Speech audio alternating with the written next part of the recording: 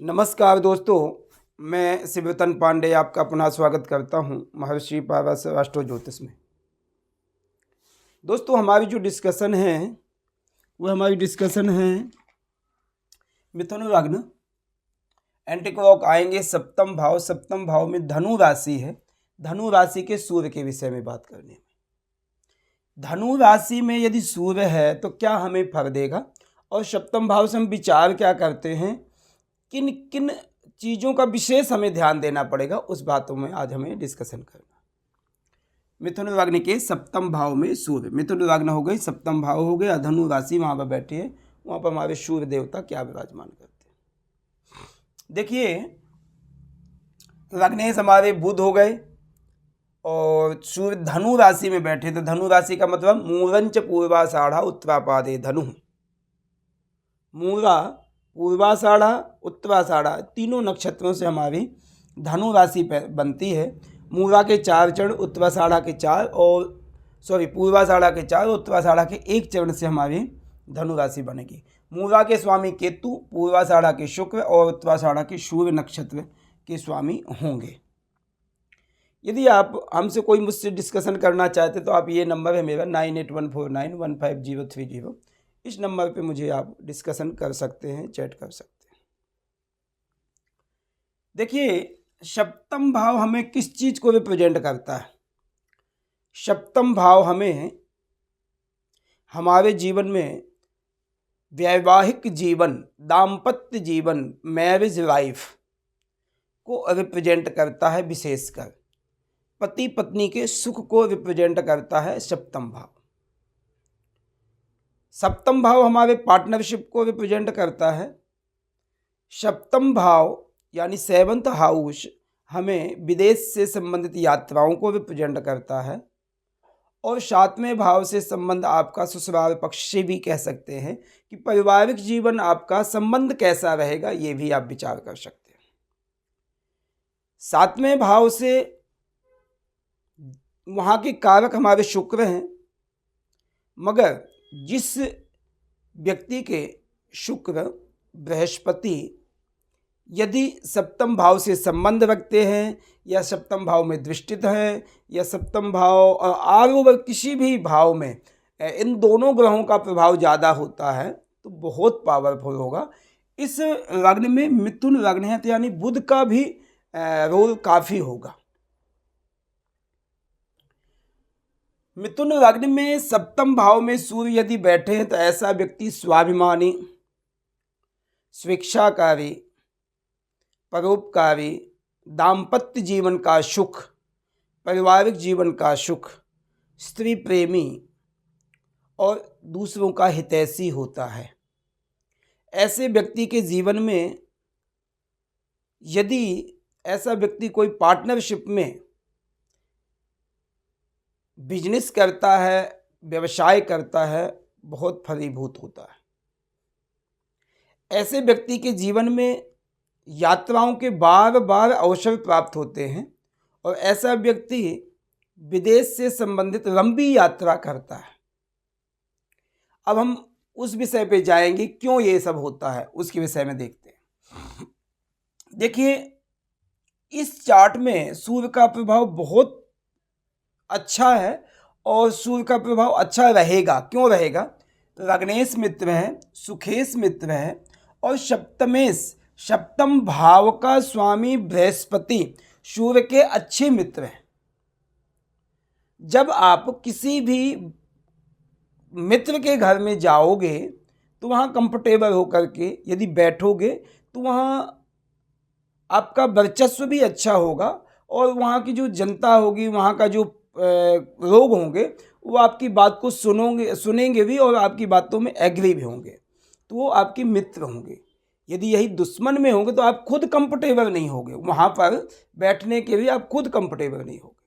तो सूर्य, हवा की एक बात का ध्यान देना आप, सप्तम भाव में किसी भी राशि का सूर्य उतना बेहतर नहीं करेगा जो आम सभी भावों में सूर्य का प्रभाव अच्छा हम कह सकते हैं, जैसे दशम में है, नवम में है, पंचम में है। मगर विशेषकर संतान पक्ष के लिए सूर्य पंचम भाव में और सप्तम भाव में किसी भी राशि का, हाँ उस राशि पे डिपेंड करता है कितने परसेंट बुरा या अच्छा फल प्रदान करेगा, मगर सप्तम भाव में किसी भी राशि का सूर्य बहुत अच्छा फल नहीं कह सकते कि हाँ नहीं ये तो 100% अच्छा है, नहीं कहे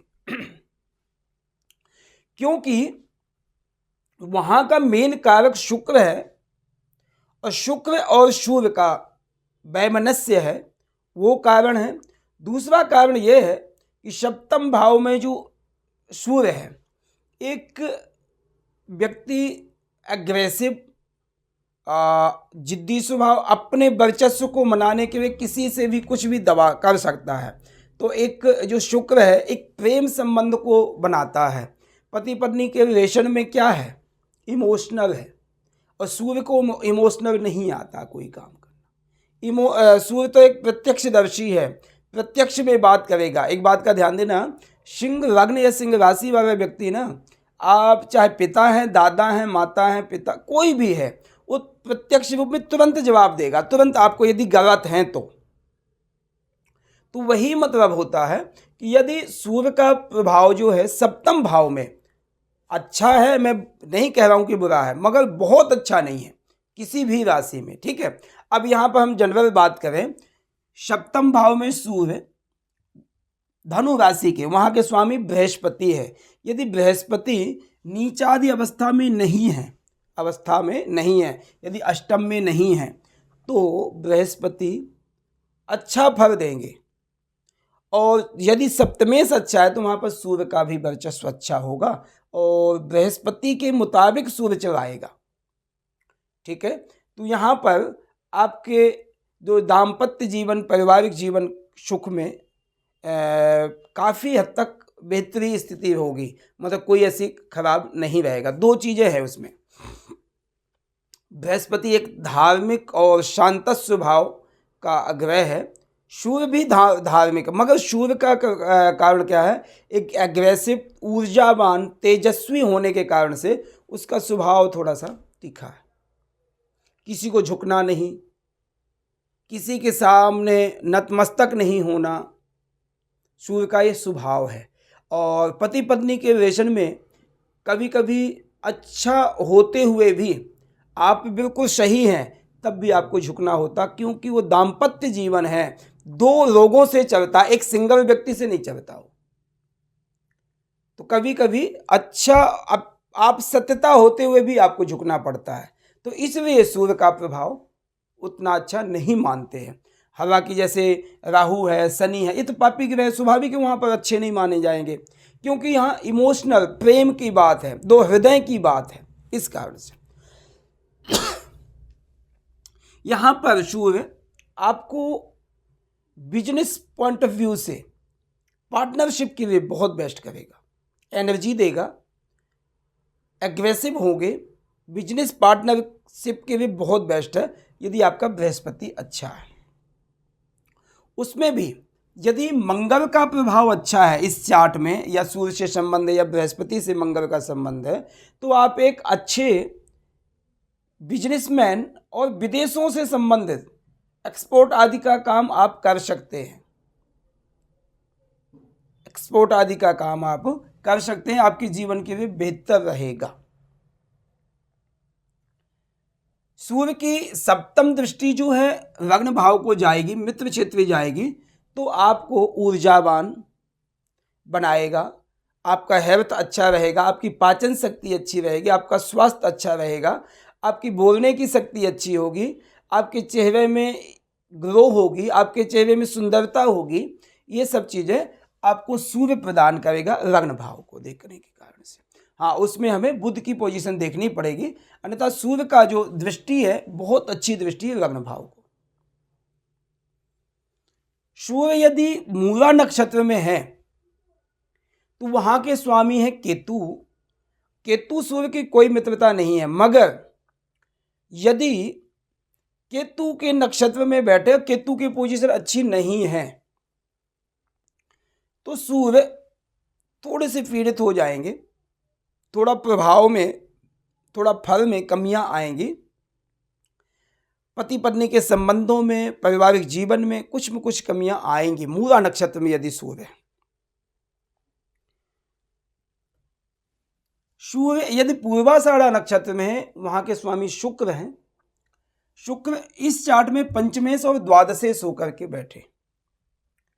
किसी भी चार्ट में यदि उच्चादि अवस्था में बैठे, स्वराशि में बैठे हैं शुक्र, तो इस भाव को फल अच्छा देंगे, क्योंकि यहाँ के कारक हैं, स्त्री कारक है, सप्तम भाव को सपोर्ट करेंगे। इसलिए सूर्य और शुक्र का कोई संबंध अच्छा नहीं है, मगर उस कारक होने के कारण से शुक्र सपोर्टिव होगा। पूर्वाषाढ़ा नक्षत्र में सूर्य का फल अच्छा होगा। सूर्य यदि उत्तराषाढ़ा नक्षत्र में, वहां के स्वामी खुद सूर्य हैं, एक चरण होगा। और आप यह बात का ध्यान देना कि ऐसे व्यक्ति की पत्नी अपने जीवन में अपने पति की हेल्प, अपने पति की हेल्प या पत्नी की हेल्प, जो भी है, मेल फीमेल में अपोजिट व्यक्ति सपोर्ट करेगा। और आपके कोई भी व्यवसाय है, नौकरी है, पेशा है, जो कुछ भी है, उसकी हेल्प करके आपके घर के धन को बढ़ोतरी करने के लिए बेहतर होगी। ऐसे व्यक्ति के जिसके सप्तम भाव में धनु राशि का सूर्य बैठा है, यदि कोई पापी ग्रहों का प्रभाव नहीं है, तो ऐसे व्यक्ति का विवाहोपरांत भाग्योदय होता है। और ऐसे व्यक्ति की स्त्री या पति अपने जीवन में बढ़ोतरी करवाता है, अपने पति को हाथ कंधे में, जैसे कह देते, कंधे में कंधा हाथ रख करके सपोर्टिव है, तो वो ऐसे योग बनते हैं। ऐसे व्यक्ति की ससुराल पक्ष में बड़ी इमोशनल, बड़ी इज्जत होती है और बड़े नामचीन व्यक्ति बन जाता है कि हमारे ससुराल में बहू है या जमाई है, बहुत सपोर्टिव होगा वो अपने ससुराल पक्ष को भी। सप्तम का सूर्य आपके जीवन में जो आपकी पत्नी या पति होगा, वो एग्रेसिव तो होगा मगर एनर्जिक होगा। कोई भी काम, जैसे एग्जाम्पल मैं आपको बता दूं, यदि पति है, तो जैसे स्त्री का काम है घर का काम करना या किचन का काम करना, कुछ भी है, तो ऐसे व्यक्ति परफेक्ट होगा, वो भी काम करके आपको दिखा सकता है। तो पत्नी है यदि, तो घर का बाहर का काम करके धन कमाना, नौकरी करना, ये सब चीज़ें बेहतर करेगी, तो सपोर्टिव होगा। सीधी बात यह है कि अपने अपोजिट व्यक्ति को सपोर्ट करने वाला ऐसा व्यक्ति होता है जो सप्तम भाव में धनु राशि का सूर्य बैठा हो। तो ठीक है, तो ये हमारे मिथुन लग्न के सप्तम भाव में जो सूर्य बैठे हैं धनु राशि के, उसका डिस्कशन था कि मिथुन लग्न के सप्तम भाव में सूर्य यदि बैठे हैं, तो यहाँ पर लगभग 85% आपको फल अच्छा प्रदान करेगा। यदि बुरे ग्रहों का प्रभाव नहीं है, शनि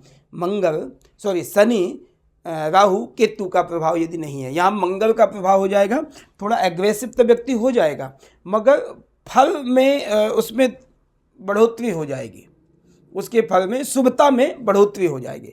हालांकि ये बात का आप ध्यान देना कि मंगल का भी सप्तम भाव में कोई बहुत ज़्यादा अच्छा रोल नहीं होता है, क्योंकि मंगल का काम क्या है, एग्रेसिव होना, गुस्सा रहना, हर समय चिड़चिड़ापन रहना।